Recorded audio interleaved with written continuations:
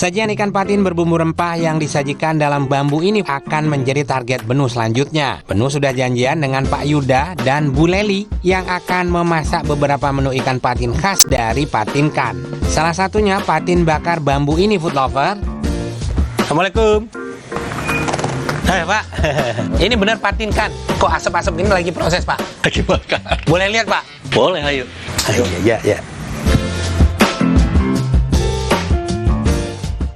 Proses pembuatan patin bakar bambu berawal dari mengolah ikan patinnya dengan dibersihkan dan dilumuri dengan jeruk nipis agar bau amis atau bau lumpur ikan patin sirna seketika. Selanjutnya, letakkan ikan di atas daun pisang, masukkan daun kemangi ke dalam perut patin yang telah dibersihkan, masukkan pula bumbu rempah rahasia khas Patinkan. Lumuri bagian luar ikan juga dengan bumbu yang sama. Gulung ikan menggunakan alas daun pisang, masukkan gulungan ikan ke dalam bambu. Tambahkan bumbu rempah ke dalam bambu, tutup bagian atas dengan daun pisang agar bumbu tidak tumpah. Ikan patin bambu pun siap dibakar. Dari tahun berapa sih Pak jualannya? 2019 itu saya mulai, 4 tahun ya. Memilih ini kenapa? Patin itu unik, susah kita untuk membuat dia nikmat. Patin itu aromanya kalau baru diangkat dari air atau di kolam, aromanya kurang baik. Itu tantangan buat saya, gimana caranya nikmat gitu. Jadi ini makanya pakai bambu hitam. Salah satu kunci terciptanya aroma sedap pada patin bakar berasal dari air bambu hitam yang masih dipertahankan hingga proses pembakaran. Bambu hitam atau bambu wulung ini merupakan bambu asli Indonesia loh, food lover. Untuk menjaga air bambunya tidak menguap atau mengering saat proses penyimpanan, Pak Yuda menyimpan bambu hitam ini dalam pendingin atau freezer. Bambu hitam ini kayak tebu. Kalau dibakar dia keluar ada aroma manis gulanya. Dicampur dengan bumbu, ikannya jadi sedap. Bambu hijau malah nggak enak rasanya, malah jadi rusak aromanya, cita rasanya hilang. Condongnya sih menu-menu patin itu di Palembang. Bapak Palembang bukan? Palembang iya. Di kampung saya nih ya, diceritain mama saya, dia kalau lagi di desa, dia kan ada sawah, dia nyawa, mancing ikan, dapat dibakar aja pakai bambu. Paling pakai garam, pakai terasi. Sekarang kita create lagi dengan bumbu yang lebih enak supaya masuk rasanya ke siapa aja. Proses bakar ini butuh berapa jam? 1,5 jam udah kita hitung. Kelamaan, terlalu matang, nggak enak, air ikannya jadi hancur. Kalau kurang juga rasanya kurang matang. Jadi 1,5 jam itu udah paling efektif. Dengan api yang stabil ya. Kita buat juga yang pindang patin tempoyak. Jadi agak ngampung dikit ya, makanan kampung banget itu sebenarnya. Kalau di Palembang bukan tempoyak yang favoritnya, lebih ke kuah biasa. Tapi kalau ini makanan kampung, ada tempoyaknya gitu.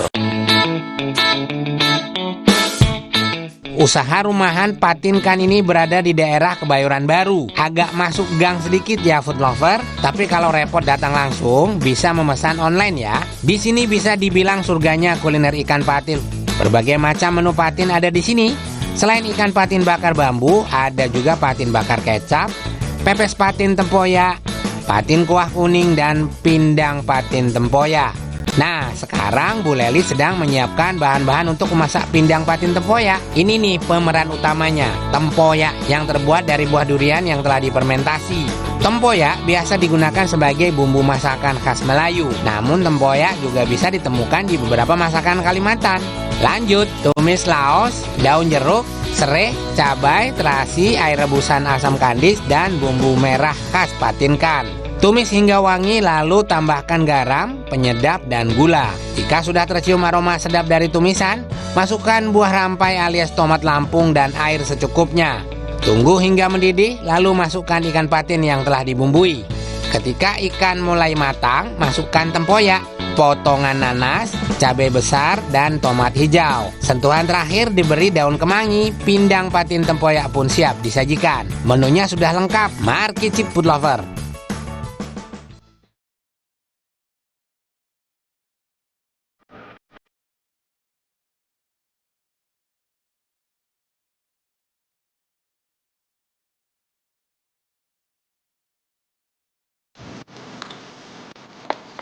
Aromanya fragrant banget karena pakai daun kemangi untuk dibungkus daun pisang juga kan. sama sekali nggak amis. Karena patin ini kalau agak salah proses dia amis. Sedap banget. Ini bumbunya agak sedikit pedas, tapi daging ikannya tuh manis banget. Ini budidaya sebenarnya. Jadi patin ini patin budidaya, tapi kan budidaya di kolam. Kolam tuh harus dipindahin dulu, kalau nggak dia akan bau kayak bau lumpur gitu ya.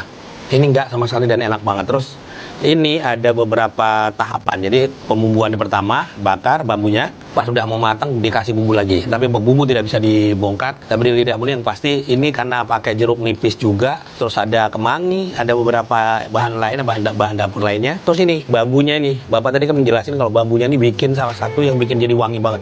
Ini fragrant dan smoky gitu di lidah, enak banget. Mumtaz. Harus pakai nasi orang Indonesia.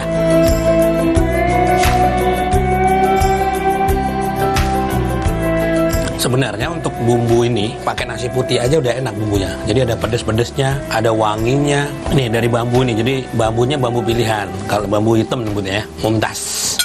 Oke, food lover, kita lanjut.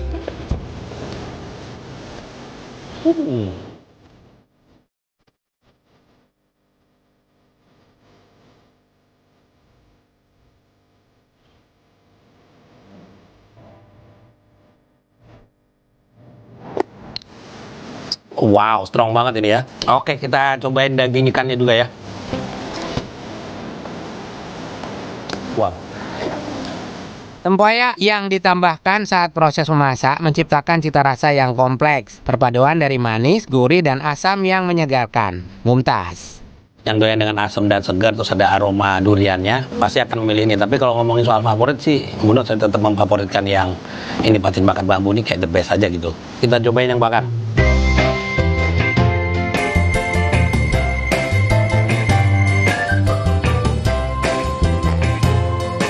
Ini serba patin food lover. Wow, lihat dagingnya. Tuh cantik banget ya.